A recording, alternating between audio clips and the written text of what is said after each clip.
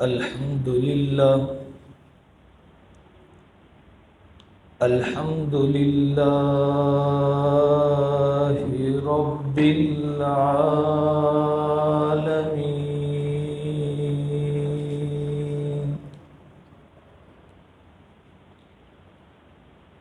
والصلاة والسلام على رسوله النبي الكريم،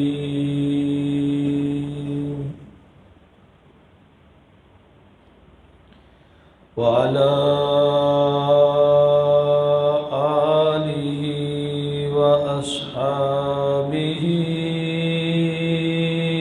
أجمعين.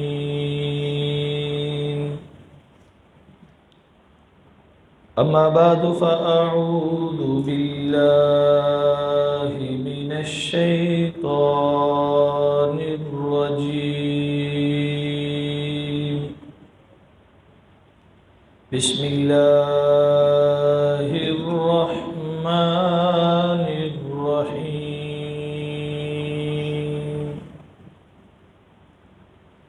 يا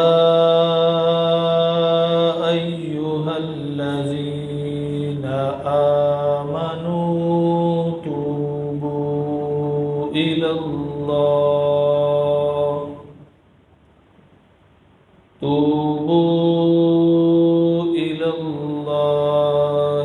توبة نصوحا.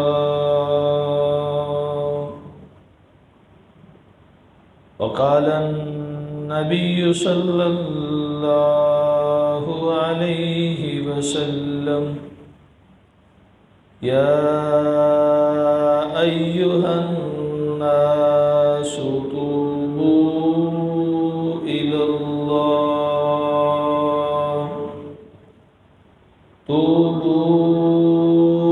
الله قبل أن تموتوا.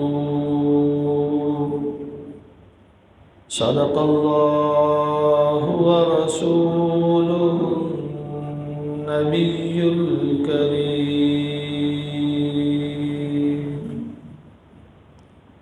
اللهم صل على محمد وعلى آل محمد، كما صليت على إبراهيم وعلى آل إبراهيم إنك حميد مجيد. اللهم بارك على محمد وعلى آل محمد، كما باركت على إبراهيم وعلى آل إبراهيم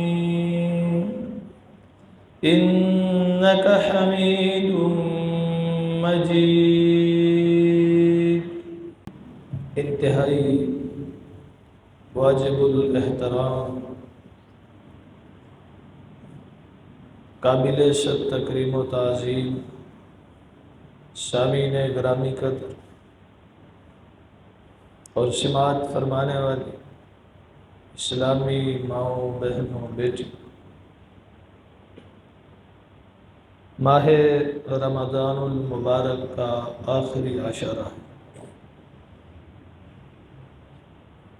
اور ماہ رمضان کا یہ آخری جمعہ بھی یقیناً یہ رحمتوں، برکتوں، سعادتوں کا مہینہ ہے، لیکن انسان اور مسلمان بالخصوص اللہ کے اس مہمان کی ویسی قدر نہیں کر پاتا اور کر سکتا بھی نہیں جس طرح کہ اس کا حق ہے۔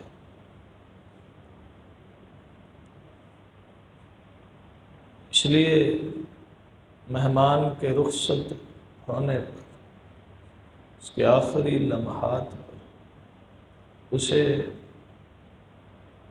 یہ باور کروانا، یہ یقین دلانا کہ ہم اپنے پہ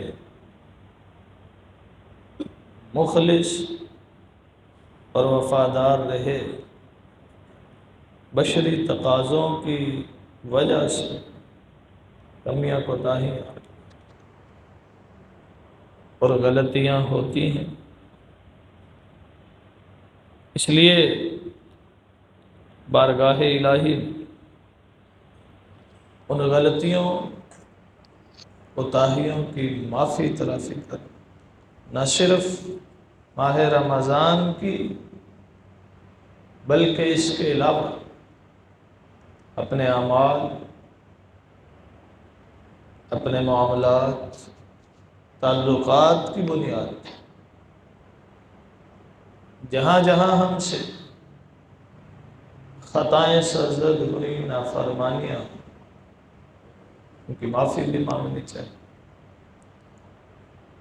اور اس معافی کا کوئی خاص وقت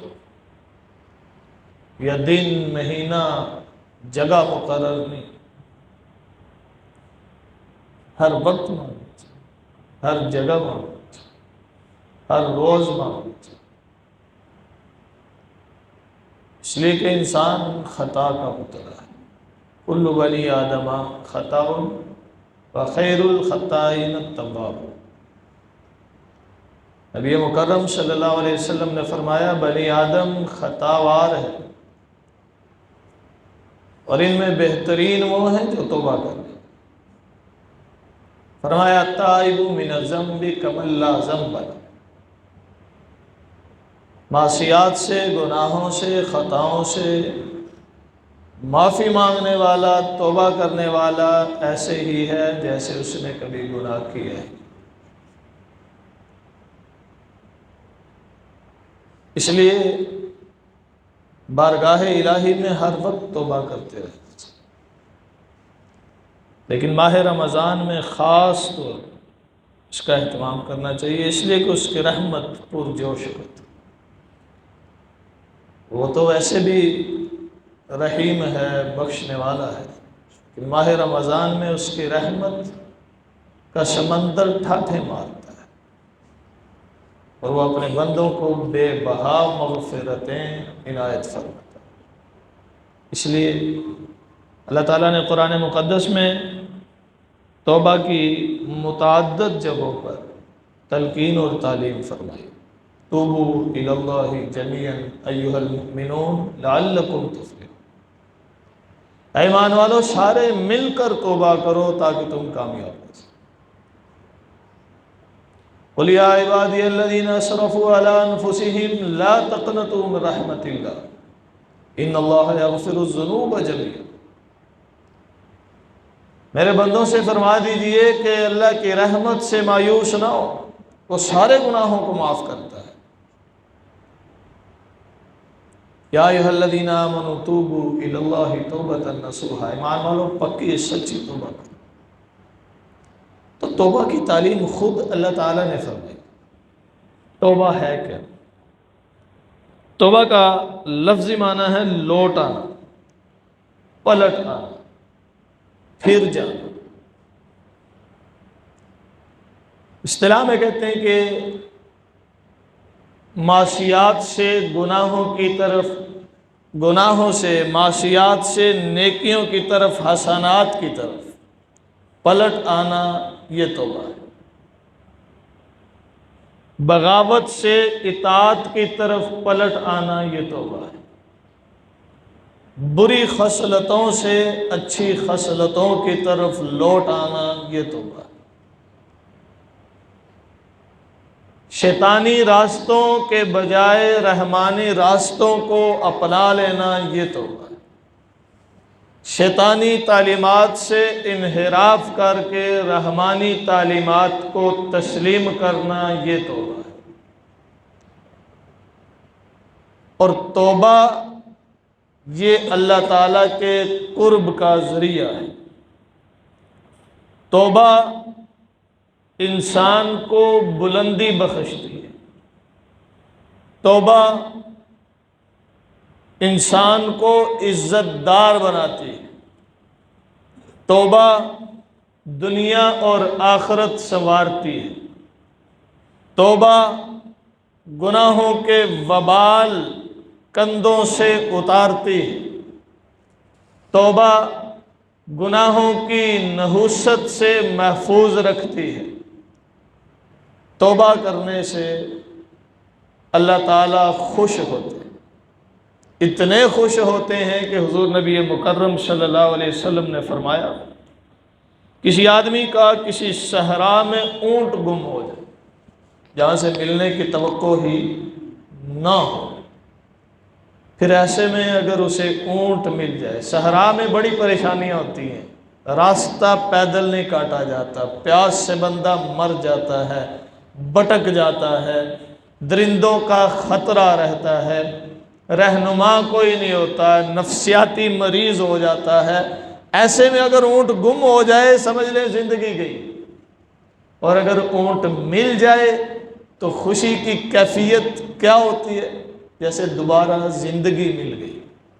حضور علیہ السلام نے فرمایا کسی کا صحرا میں اونٹ گم ہو اور پھر دوبارہ ملنے پر جس طرح اس کو خوشی ہوتی ہے، توبہ کرنے والے کی توبہ پر اللہ اس سے اس طرح خوش ہوتا ہے۔ اللہ کو اتنی خوشی ہوتی ہے توبہ کرنے والے سے۔ اللہ فخر سے اپنے بندوں کو فرشتوں کو بتاتے ہیں کہ میرے فلاں بندے نے توبہ کی، مجھ سے معافی مانگ، اور وہ معافی مانگنے والوں کو معاف کرتا ہے۔ ایک ہوتا ہے معافی مانگنا، معافی کے ساتھ تلافی۔ توبہ صرف یہ نہیں ہوتا یا اللہ مجھے معاف کر دے، میرے سے جو گناہ ہوئے آئندہ نہیں کروں گا، توبہ ہوگی نہیں۔ حقوق اللہ میں معافی ہے، لیکن جہاں تلافی ممکن ہے وہاں ساتھ تلافی بھی ہے۔ روزہ نہیں رکھا، جو گزر گئے نہیں رکھ سکا، اب وہ دوبارہ رکھ نہیں سکتا، لیکن توبہ کرنے کے بعد ان کا ازالہ جو طریقہ شریعت نے بتایا ہے وہ کرنا پڑے۔ نمازیں نہیں پڑھی، توبہ کی، معافی ہو گئی، لیکن تلافی بھی ہے کہ ان نمازوں کی قضا بھی ساتھ کرے۔ صاحب ایمان تھا نا، یہ سب کچھ تو اس پر فرض تھا۔ ہاں اگر کوئی کفر سے ایمان کی طرف آیا ہے، یہ اور توبہ ہے کہ اس کے پچھلے سارے ایام ختم، اب نئے سرے سے وہ زندگی کا آغاز کرتا ہے، لیکن یہ تو صاحب ایمان تھا، اس پر تو احکام پہلے بھی تھے۔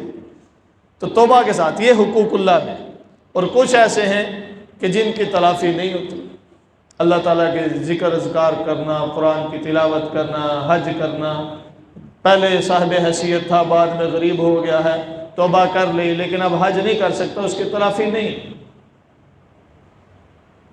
اور اگر حقوق العباد سے تعلق رکھتی ہے توبہ، تو پھر صرف اللہ کے حضور معافی نہیں بلکہ تلافی بھی ضروری ہے۔ کسی آدمی کو گالیاں دی، کسی کو برا بلا کہا، کسی کو اذیت پہنچائی، اللہ سے معافی مانگ لی، اللہ نے معاف کر دیا، لیکن اس معافی پر مہر تب لگے گی، سٹیمپ تب لگے گی جب اس بندے کے پاس جائے گا جس کو تکلیف پہنچائی تھی، اس سے جا کر معذرت کرے گا۔ بندے نے معاف نہ کیا تو اللہ مہر نہیں لگائے گا معافی۔ بندوں کے حقوق ہیں، بندوں سے معافی مانگ۔ کسی کے پیسے کھائے تھے، کسی کا مال غصب کیا تھا، کسی کی جائیداد ہڑپ لی تھی، اللہ سے معافی مانگے اور سمجھے کہ معافی ہوگی، جا کے پیسے واپس کر، جائیداد واپس کر، جو حق غصب کیا واپس کرے تو توبہ قبول ہوگی، ورنہ معافی نہیں ہے اسی۔ یہاں تو حقوق العباد میں اس کی بھی معافی نہیں جو سب سے بڑا اعزاز لے کر جائے۔ حضور نے فرمایا شہید کے خون کا قطرہ زمین پر گرنے سے پہلے اللہ اس کے سارے گناہوں کو معاف کر دیتے ہیں، لیکن جو کسی کا مال دینا ہے وہ معاف نہیں ہوتا، اس کی معافی نہیں ہے۔ شہید کو معافی نہیں ہے تو عام بندے کو صرف یا اللہ مجھے معاف کر دے اور اس سے معافی مل جائے گی۔ حقوق غصب کرنے والوں کو معافی نہیں ملتی، دوسروں کی جائیدادیں چھیننے والوں کو معافی نہیں ملتی، دوسروں کا مال ہڑپنے والوں کو معافی نہیں ملتی جب تک کہ ان کے حقوق ادا نہ کرے، جائیدادیں واپس نہ کرے، مال واپس نہ کرے، معافی نہیں۔ دنیا میں نہ کیا تو آخرت میں پکڑا جائے گا۔ اور سمجھے کہ میں دوسروں کا مال غصب کر کے حج عمرے کر لوں گا، معافیاں مانگ لوں گا تو معافیاں ہو جائیں گی، غلط فہمی۔ اللہ غفور الرحیم ہے، لیکن اللہ اپنے کھاتے میں تو معاف کر دیتا ہے، بندوں کے کھاتے بندوں کے اختیار میں رکھتا ہے۔ بندوں کے معاملات تب تک کلیئر جب تک نہیں ہوتے ان میں معاف بھی نہیں کیا جاتا۔ تو اللہ تعالیٰ نے توبۃ نصوحہ کا فرمایا، پکی توبہ۔ پکی توبہ اسی کو کہتے ہیں کہ معافی کے ساتھ تلافی بھی ہو۔ پکی توبہ اس کو کہتے ہیں کہ جو کیا اس پر ندامت اور شرمندگی بھی ہو، آئندہ نہ کرنے کا عزم مصمم بھی ہو، اور جہاں جہاں حقوق باقی ہیں ان کی ادائیگی بھی پوری ہو تو معافی مانگیں۔ پھر جب معافی مانگیں تو اللہ معاف کرتا ہے، اللہ تعالیٰ معاف کرتا ہے۔ میں بندوں کے حقوق پر اس لیے زور دیتا ہوں کہ بندوں کے حقوق غصب کرنے والے یہ غلط فہمی میں نہ رہیں کہ توبہ کرنے سے میرے ساری غلطیاں معاف ہو جائیں۔ بندوں کے حقوق ادا کرنے پڑیں گے۔ ہاں، جہاں بندے کا اور اللہ کا تعلق ہے تو وہاں وہ غفور الرحیم ہے، وہاں وہ بندوں کے ساتھ رحمت والے معاملے فرماتا ہے، وہاں وہ بندوں کو خود معاف کرتا ہے۔ وہ تو بہانے ڈھونڈتا ہے ایسے بندوں کو معاف کرنے کے لیے کہ میرے پاس آئیں صحیح، میرے سامنے گڑ گڑائیں، میرے سامنے ہاتھ اٹھائیں۔ وہ تو بندوں کے عیوب پر اپنی ستاری کی چادر ڈالے ہوئے ہے کہ کبھی تو معافی مانگے گا۔ وہ ستار ہے نا، گناہوں کو چھپانے والا ہے نا۔ اس نے ہمارے کتنے گناہوں کو، ہمارے کتنے عیوب کو، ہماری کتنی معصیات اور خطاؤں پر پردہ ڈال رکھا ہے۔ کیوں؟ کہ کبھی معافی مانگ لیں گے میں دو کے صاف کر دوں گا۔ اگر وہ اس پردے کو اٹھا دے، چاک کر دے تو پھر معافی رہتی، پھر بندہ رہتا ہے کس منہ سے لوگوں کے سامنے جائے۔ لیکن وہ ستار ہے، وہ بڑا کریم ہے، وہ بڑا غفور ہے۔ اس نے اپنے بندوں کے ساتھ محبت کی انتہا کر رکھی ہے، اور اس سے بڑی محبت کیا ہوگی کہ ہمارے گناہوں کو وہ پردہ ڈالے ہوئے، ہماری معصیات کو وہ چھپائے ہوئے ہیں۔ حضرت موسیٰ علیہ السلام کی قوم آپ کے پاس آئی، موسیٰ بارش نہیں ہو رہی، اللہ سے دعا مانگی۔ حضرت موسیٰ نے فرمایا فلاں وقت میں گراؤنڈ میں آ جانا، فلاں میدان میں آ جاؤ۔ سارے آ گئے، ہاتھ اٹھا لیا، یا اللہ نماز استسقاء، صلاۃ الاستسقاء، بارش مانگنے کی نماز، پھر دعا کے لیے ہاتھ اٹھے ہیں، مولا بارش برسا دے، قحط پڑا ہے، لوگ تڑپ رہے ہیں، جانور پیاس کی وجہ سے مر رہے ہیں، یا اللہ لوگوں کے حال پر رحم فرما، جانداروں کے حال پر رحم فرما۔ اللہ نے فرمایا موسیٰ ایک ہی بندہ ہے، ایک ہی بندہ ہے جس کے گناہوں کے وبال کی وجہ سے پوری قوم بارش سے محروم ہے۔ جب تک وہ تمہارے اس پنڈال میں ہے، تمہارے اس اجتماع میں ہے، میں نہیں بارش برسا۔ اسے نکالو، تمہاری دعا قبول کر دوں گا، بارش برسا دو۔ توجہ کر، موسیٰ ایک بندہ ہے جس کی وجہ سے بارش نہیں ہو رہی، ایک بندہ ہے جس کی وجہ سے تمہاری دعا بھی قبول نہیں ہو رہی، بڑا گناہگار ہے، میرا باغی۔ معلوم ہوا کہ گناہوں کا وبال ہوتا ہے، معصیات کی وجہ سے دعائیں قبول نہیں ہوتی۔ بڑے مجمع میں کسی ایک کی وجہ سے سارے پکڑے جاتے ہیں۔ جیسے ہم کلاس میں ہوتے ہیں نا، بیٹھے ہوتے ہیں، بعض دفعہ کوئی ایک بچہ شرارت کرے پوری کلاس کو کھڑا کر دیتے ہیں، کھڑے ہو سب کو سدھار دیتے ہیں، ایک کی وجہ سے سارے رگڑے میں آ جاتے ہیں۔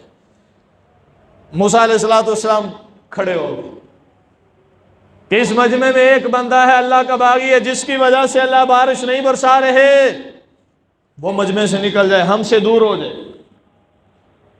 اب ہر بندے کو پتہ ہوتا ہے میں کس لیول کا گناہگار، ہر بندہ اپنے بارے میں جانتا ہے، اسے بھی پتا تھا کہ یہ بات میری ہو رہی۔ کہ مجھ سے بڑا گناہگار کوئی نہیں ہے، مجھ سے بڑا خطاوار کوئی نہیں ہے۔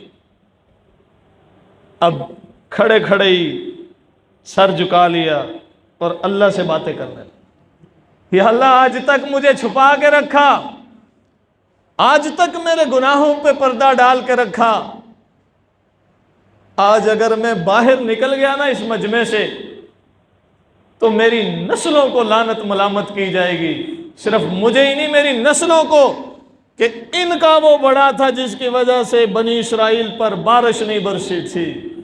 مولا میں برباد ہو جاؤں، تو نے آج تک پردہ رکھا، آج بھی پردہ رکھ لے، آج مجھے معاف کر دے، اور جن کے حق میں نے کھائے ہوئے ہیں میں ان کی تلافی کا وعدہ کرتا ہوں، جن کے ساتھ زیادتیاں کی ہیں میں اس تلافی کا وعدہ کرتا ہوں، جن کو میں نے تکلیف پہنچائی ہے میں ان سے جا کر معافی مانگنے کا، اس تلافی کا وعدہ کرتا ہوں، مولا آج مجھے بچا دے۔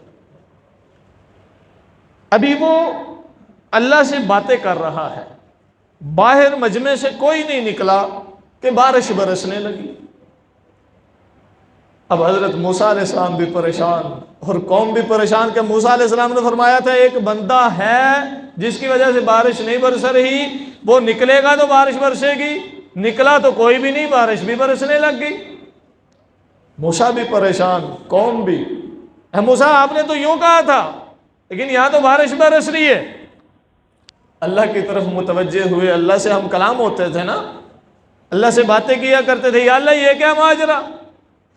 اللہ نے فرمایا موسیٰ اس نے مجھ سے معافی مانگ لی، میں نے معاف کر دی، وہ میرا دشمن تھا اب دوست بن گیا، آج جو بارش برسی ہے اسی کی وجہ سے برسی ہے، اب تک نہیں برس رہی تھی وجہ وہ تھی، اب جو برسی ہے تو اس کی وجہ سے برسی ہے، وہ میرا ولی بن گیا ہے، دوست بن گیا۔ عداوت سے ولایت تک دیر نہیں لگتی، ایک لمحہ لگتا ہے، صرف اخلاص کے ساتھ، چاہت کے ساتھ، محبت کے ساتھ اللہ کی طرف توجہ کر۔ عشق میں کتنی دیر لگتی ہے؟ ایک نظر، ایک لمحہ، یہی اللہ سے عشق ہونے میں بھی صرف ایک توجہ چاہیے۔ لمبی چوڑی دعائیں، بڑے بڑے جبے پہن کے، بڑی بڑی پگڑیاں اور دستاریں سجا کے، باقاعدہ ہاتھ پہ ہاتھ رکھ کے، باقاعدہ تفصیل کے ساتھ لفظ توبہ دہرانے سے ہی تعلق قائم نہیں ہوتا۔ اللہ کی طرف توجہ کر لو، جہاں بیٹھے ہو وہیں کر لو، پستیوں سے اٹھا کر اللہ بلندیوں پہ بٹھا دیتا ہے۔ موسیٰ علیہ السلام پوچھنے لگے مولا کون ہے جو تیرا ولی ہے؟ کون ہے وہ، ہم بھی تو دیکھیں۔ اللہ نے فرمایا موسیٰ جب وہ گناہگار تھا میں نے تو تب نہیں دکھایا، اب تو میرا دوست بن گیا ہے، اب کیسے دکھاؤں؟ اور جب وہ میرے خلاف چلتا تھا، میرے حکموں کو توڑتا تھا، مجھ سے بغاوت کا اعلان کرتا تھا، میں تب بھی اس کے گناہوں پہ پردہ ڈالتا تھا، اور آج تو وہ میرا یار بن چکا ہے، آج میں کیوں نہ چھپاؤں گا اسے؟ ایسے نہیں ہو سکتا۔ تو وہ ہمارے گناہوں کو تب بھی چھپاتا ہے جب ہم گناہگار ہوتے ہیں، تو معافی کے بعد بھلا وہ کیسے باقی رہنے دے گا؟ وہ بڑا قریب ہے، بڑا قریب ہے، وہ ہمارے گناہوں کے باوجود بھی ہماری راہ تکتا ہے۔ جیسے ماں بیٹے سے پیار کرتی ہے نا، بیٹا اگر ماں کی نافرمانی کرے تب بھی ماں کو پیار رہتا ہے، بظاہر ڈانٹ بھی رہی ہو تب بھی ماں کو پیار ہوتا ہے، جوتے سے پٹائی تک کر رہی ہو تب بھی ماں کو پیار ہوتا ہے، اس لیے کہ ماں کے پیار میں شک کوئی نہیں۔ اسی طرح اس کے بھی بندوں کے ساتھ پیار میں شک، بے انتہا پیار کرتا ہے بندوں کے ساتھ۔ جب قارون کو یہ کہا گیا کہ تم اللہ کے راستے میں مال نکالو، اللہ کے دیے ہوئے کو اللہ کے بندوں پر خرچ کرو، کہنے لگا میں نے نہیں خرچ کرنا، بغاوت کر دی۔ حضرت موسیٰ علیہ السلام کو اختیار دے دیا کہ تم اس کے ساتھ جو سلوک چاہو وہ کرو۔ موسیٰ علیہ السلام نے زمین کو حکم دیا کہ اس کو دنس لے، نگل جا۔ اب زمین نگلتی جا رہی ہے اور قارون معافیاں تلافیاں مانگتا ہے، لیکن نہیں معافی ملی، زمین نے نگل لیا اسے۔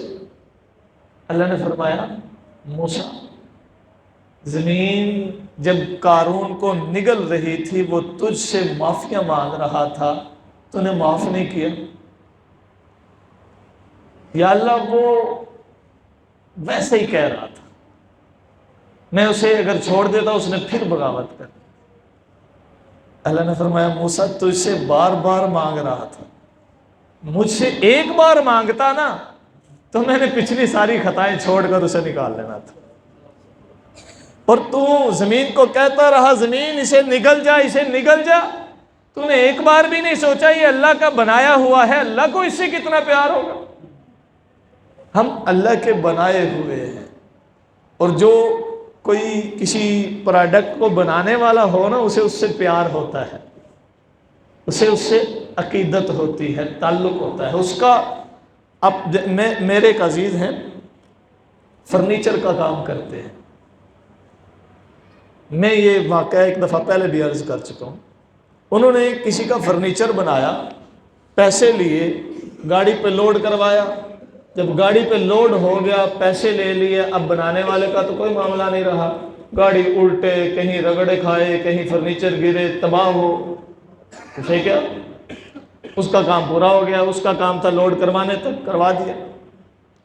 لیکن وہ لوڈ کروانے کے باوجود جو مشاہدے میں بھی آیا، گاڑی نکل رہی ہے، وہ دوڑ کے آگے جاتا ہے، ٹھہر جاؤ، یہاں سے موڑ سے ایسے نہیں ایسے نکلو، اسے مین روڈ تک چھوڑ گیا۔ میں نے کہا آپ کو کیا ضرورت ہے؟ کہتے یار تکلیف ہوتی ہے، خود بنایا ہو تو اسے کوئی خراش بھی آئے تکلیف ہوتی ہے، میرا فرنیچر بنایا، میرے گھر آتے ہیں تو اس کا یہ کام یہ یوں کروا دو، یہ یوں کروا لو، کیوں؟ اس لیے کہ جو چیز ہاتھوں سے بنائی ہو اگرچہ اس کی قیمت ملی ہے اس سے عقیدت ہے۔ تو اللہ نے تو ہماری قیمت بھی نہیں ملی، اللہ تو ہم سے اتنا پیار کرتا ہے، خود بنایا ہے۔ لَقَدْ خَلَقْنَا الْإِنسَانَ فِي أَحْسَنِ تَقْوِيمٍ، ساری کائنات اللہ نے بنائی ہے، لیکن اس کو اللہ نے سپیشل بنا کر اسے ساری مخلوقات پر شرف بخشا ہے، تو کیا اس سے پیار نہیں کرتا ہوگا؟ بے انتہا پیار کرتا ہے۔ یہ بندے کی غفلت ہے، بندے کی دوری ہے، وہ دور نہیں ہے، وہ تو ہر راہ پہ بندے کا منتظر ہے۔ ایک آدمی تھا، بڑا مالدار تھا، اپنی جائیدادیں تھیں، کاروبار تھا، عین جوانی میں وفات پا گیا۔ اس کا ایک بیٹا تھا، اس کی بیوی نے بیٹے کی تربیت کی خاطر شادی نہیں کی کہ میں اپنے بچے کو اچھا مستقبل دے سکوں۔ اپنے تئیں ماؤں کی کوشش ہوتی ہے، بچہ بچپن سے لڑکپن میں آیا، لڑکپن سے جوانی میں قدم رنجا ہوا، ماں کی ہزار کوشش کے باوجود وہ بگڑ گیا۔ شباب، شراب، کباب، جو عیاشی کا سامان تھا وہ سارا اس کی زندگی میں تھا، باپ کی کمائی پڑی تھی، اڑاتا رہا، عیش کرتا رہا۔ ماں سمجھاتی رہی، شفقت کے ساتھ، محبت کے ساتھ، ڈانٹ کے ساتھ، ہر طرح سے ہر حربہ آزمایا، لیکن بیٹا نہ سنا۔ اور وہ حضرت حسن بصری رحمۃ اللہ تعالی علیہ کی شاگردہ تھی، ان کے درس میں بیٹھتی تھی، ان کے بیان سنا کرتی تھی۔ ادھر دین کا تعلق تھا اور ادھر بیٹے کی فکر بھی تھی۔ کئی دفعہ اپنے بیٹے سے یہ کہا چلو حضرت حسن بصری کی مجلس میں تو بیٹھو، آپ کی مجلس میں ہزاروں لاکھوں لوگ توبہ کیا کرتے تھے، تو آؤ حضرت حسن بصری کی مجلس میں بیٹھو۔ بیٹا کہا تو چھوڑو یہ ملاؤں کی باتیں ہیں، میں نہیں جاتا۔ خیر اسی دوران بیٹا بیمار ہوا، اور بیماری اتنی شدت اختیار کر گئی کہ موت قریب دکھائی دے لگا۔ اب بیٹے کو احساس ہوا کہ میں نے ساری زندگی ماں کو رنجیدہ کیا، افسردہ کیا، تکلیف پہنچائی، اور میں اللہ کا بھی باغی رہا، آج میں اگر توبہ کروں تو شاید میرا اللہ مجھے معاف کر دے۔ ماں سے کہنے لگے اماں میں توبہ کرنا چاہتا ہوں لیکن مجھے پتہ ہی نہیں توبہ کرتے کیسے۔ اگر آپ کے استاد پیر و مرشد حسن بصری مجھے توبہ کروا دیں تو میں توبہ کرنے کو تیار ہوں۔ ماں تھی نا، دوڑی ہوئی حضرت حسن بصری کے پاس گئی، استاد جی، پیر و مرشد، میں آپ کی شاگردہ ہوں، ساری زندگی بیٹے کو یہ تلقین کرتی رہی کہ آپ کی مجلس میں آئے، وہ کبھی نہیں آیا، آج اس نے توبہ کی خواہش اور اس کا اظہار کیا ہے، میں چاہتی ہوں کہ آپ میرے ساتھ میرے گھر چلیں اور میرے بیٹے کو توبہ کروائیں۔ وہ دین سے دور ہے، اسے معلوم نہیں ہے توبہ کیا ہوتی ہے، کیسے ہوتی ہے، کن الفاظ میں ہوتی ہے، آپ میرے ساتھ چلیں۔ فرمانے لگے بی بی امی میرا وقت ضائع کرنے آ گئی ہو، میرا یہ درس حدیث کا وقت ہے، یہ بیان کا وقت ہے، میں اپنا کام کرنے لگا ہوں، میں اس پر وقت ضائع نہیں کر سکتا، آپ جاؤ کام کرو۔ ماں واپس آ گئی، بیٹے کو کہنے لگی ساری زندگی میں تمہیں کہتی رہی کہ حسن بصری کے درس میں چلو، تم نہیں گئے تھے، آج ان کے پاس گئی اور وہ نہیں آئے۔ یہاں مجھے وہ واقعہ یاد آ گیا، ایک اللہ کے ولی گزرے حضرت بہلول دانا بھی ان کو کہتے ہیں۔ ان کو کسی شخص نے ایک دفعہ دیکھا بازار میں گھوم رہے ہیں، پوچھا یہاں کیا کر رہے ہو؟ کہنے لگے دو فریقوں کے درمیان صلح کروا رہا۔ اچھا کیا معاملہ نکلا؟ کہنے لگے ایک فریق مانتا ہے، ایک نہیں مانتا۔ کون ہے؟ کہنے لگا میں ان بازار میں بیٹھے ہوئے لوگوں کے درمیان اور اللہ کے درمیان صلح کروانے کی کوشش کرتا ہوں، اللہ تو مانتا ہے، یہ نہیں مان رہے۔ کچھ عرصے کے بعد پھر بہلول دانا کو قبرستان میں دیکھا، پوچھا حضرت یہاں کیا کر رہے ہیں؟ کہنے لگے دو فریقوں کے درمیان صلح کروا رہا ہوں۔ اچھا کیا بنا پھر؟ ایک مانتا ہے فریق، ایک نہیں مانتا۔ کون ہے وہ؟ اللہ اور ان قبر والوں کے درمیان صلح کرواتا ہوں، آج یہ قبر والے تو مانتے ہیں، اللہ نہیں مانتا۔ حسن بصری کی مجلس میں تجھے جا کہتی رہی چلو، تم نہیں گئے، آج انہیں بلایا وہ نہیں آئے۔ بیٹا اب کچھ نہیں ہو سکتا۔ اب بیٹا کہنے لگا اچھا اماں چلو جو نصیب میں ہوگا، تم یوں کرنا کہ جب میں مر جاؤں میرے گلے میں رسی ڈال کر یہاں گلیوں میں گھمانا، تاکہ دوسرے نوجوانوں کو مجھ سے عبرت ہو کہ جو اللہ کے باغی ہوتے ہیں ان کا انجام کیا ہوتا ہے۔ اور میری قبر مسلمانوں کے قبرستان میں نہ بنانا، کیونکہ مجھے بڑا سخت عذاب ہونے والا ہے، میری وجہ سے کسی مسلمان کو ساتھ تکلیف نہ پہنچے، مجھے یہیں کہیں اپنے آنگن میں، صحن میں، کسی کونے میں دفن کر دینا۔ فوت ہوا، ماں نے محلے والوں کو جا کے بتایا اور کہنے لگی کہ میرا بیٹا ہے، وفات پا گیا ہے، میں پردہ کر لیتی ہوں، تم آؤ، اس کو غسل دو، اس کے کفن کا انتظام کرو، دفن کا انتظام کرو۔ محلے والے مل کر مشورہ کرنے لگے، ماں تھی آخر پھر ایک دفعہ بے چین ہوئی، دوڑی ہوئی حضرت حسن بصری کے پاس گئی، حضرت میرا بیٹا فوت ہو گیا، جس کی توبہ کے لیے آپ کے پاس آئی تھی، اب میری درخواست ہے کہ آپ اس کی نماز جنازہ پڑھا دیں۔ فرمانے لگے بی بی میرا سونے کا وقت ہوتا ہے، جس نے ساری زندگی اللہ کے لیے ایک نماز نہیں پڑھی اس کی نماز جنازہ میں کیوں پڑھاؤں، جاؤ۔ ادھر واپس لوٹا دی گئی، وہ قیلولہ کرنے کے لیے لیٹ گئے، ادھر محلے والے مشورہ کر رہے ہیں کہ نماز جنازہ کون پڑھائے گا۔ ماں نے کہا آپس میں طے کر لو، جس نے پڑھانا ہے پڑھا لے۔ ابھی یہ مشورہ ہو رہا ہے کہ دروازے پہ دستک ہوئی، حسن بصری باہر کھڑے ہیں، پوچھا حضرت آپ؟ فرمانے لگے نماز جنازہ پڑھانے آیا ہوں۔ دوڑی دوڑی گئی باقی محلے والوں کو بتانے کے لیے کہ نماز جنازہ کا مشورہ نہ کیجیے گا، وہ حضرت حسن بصری پڑھائیں گے۔ حضرت نے فرمایا پوچھو گی نہیں کیوں آیا ہوں؟